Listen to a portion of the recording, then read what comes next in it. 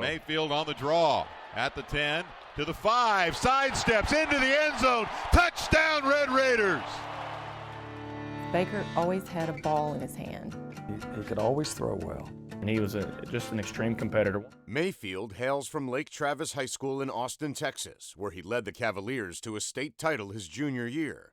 That season, the team went undefeated, and Mayfield threw for 45 touchdowns with only 5 interceptions. And once his dream school, TCU, opted for another quarterback, Mayfield was suddenly left without many options.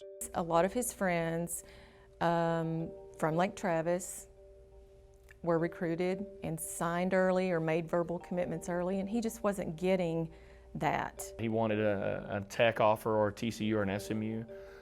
But then I think we got a call that said, hey, we offered 2 kids, and this other kid, I think he was from Arizona, went ahead and committed.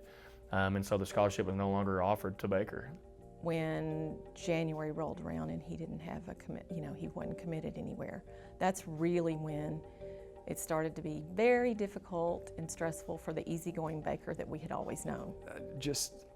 It was frustrating and a beat-up process to see what some of the competition was getting. He just thought he should have been somewhere by the time that the middle of his junior year rolled around, and he just wasn't getting the offers at the places that he wanted. And so then he decided he had his heart set on TCU, and unbeknownst to James and I, he told a reporter that, and so it was put out in writing, and that's where he wanted to go. And we knew he wanted to go there, but he didn't need to limit himself, but that's what he had his heart set on.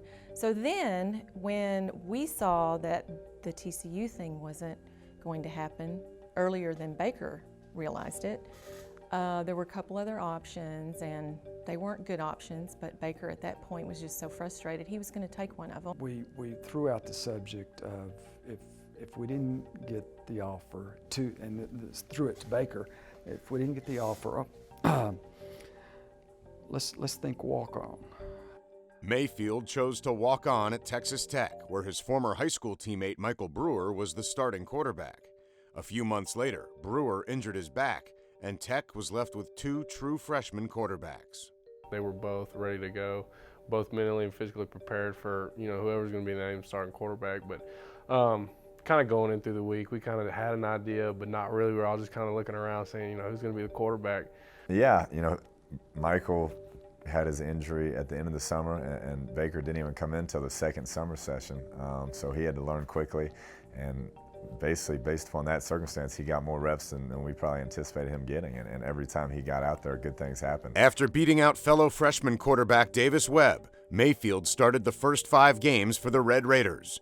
And although a knee injury kept him out of the game against Iowa State, he has amassed almost 1,500 yards and 8 touchdowns in a season where he was not expecting to play at all. At the beginning, we didn't know who this kid was, but I think everybody in the country knows who he is now.